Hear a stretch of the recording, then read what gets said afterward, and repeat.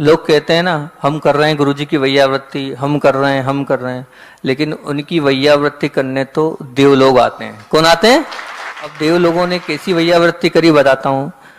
पूज्य गुरुदेव, डोंगरगढ़ चातुर्मास की बात है, 10 लक्षण में गुरुदेव का स्वास्थ्य थोड़ा खराब हुआ, तो क्योंकि गुरुदेव को 103, 104 तक बुखार आ गया। हम सब लोग कर रहे थे तमाम उपचार, सब कुछ कर लिया, बड़े बड़े वैद्य, बड़े बड़े डॉक्टर लगे थे, लेकिन वो बुखार जो था वो कंट्रोल नहीं हो रहा था। पूज्य गुरुदेव की केशलोच की तारीख भी उसी समय पड़ी थी। अब जब गुरुदेव का केशलोच था, उसके एक दिन पहले आचार्य भगवान ने जल लिया था आहार में और बैठ गए थे।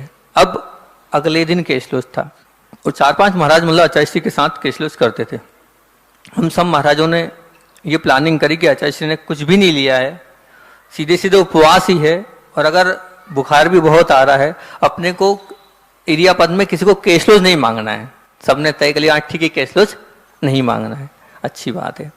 किसी ने केशलोच आचार्य भगवान से नहीं मांगे, और आचार्य श्री ने भी मतलब उनके उससे ऐसा लगा नहीं कि उनको याद है। हम सब बड़े खुश, आचार्य श्री भी को भी याद नहीं रहा कि कल अपना केशलोच है, बहुत अच्छी बात है। और रात हुई 102, 103 तक टेम्परेचर पहुंच गया। रात्रि में 3, साढ़े 3 बजे की बात होगी, और लोग कहते हैं ना, हम कर रहे हैं गुरुजी की वैयावृत्ति, हम कर रहे हैं, लेकिन उनकी वैयावृत्ति करने तो देव लोग आते हैं। कौन आते हैं?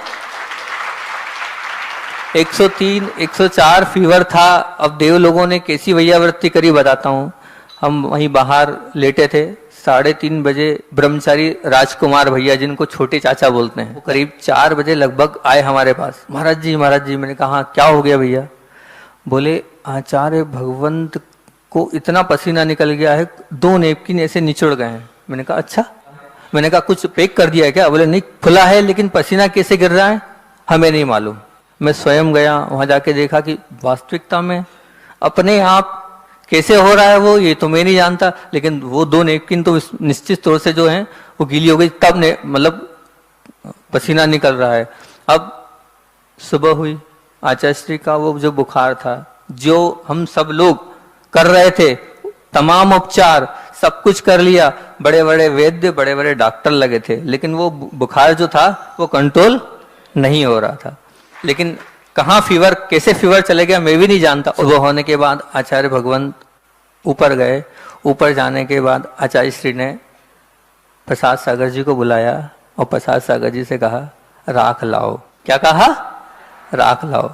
हम सब महाराजों ने भी केशलोच तो किए। करने के बाद मैं आचार्य भगवंत के पास गया। आचार्य श्री से मैंने निवेदन किया, आचार्य श्री क्या आवश्यकता थी, 1 दिन बाद केशलोच हो जाते था, 3 दिन बाद आगम में लिखा आएगा कि 3 दिन बाद तक कर सकते हैं, तो क्या बात आती, 1 दिन बाद हो जाता। आचार्य श्री बोले मैं क्या करूं, सब पूज्य गुरुदेव करा देते हैं। और था फीवर, लेकिन कहाँ फीवर, कैसे फीवर चले गया मैं भी नहीं जानता। और जैसे ही केशलोच हुए, वापस तुरंत 103 और 104 बुखार आ गया। सच्ची जिसके अंदर आस्था होती है व्रतों के प्रति, उनकी सेवा, उनकी वैयावृत्ति करने तो ऊपर से देव लोग भी आते हैं।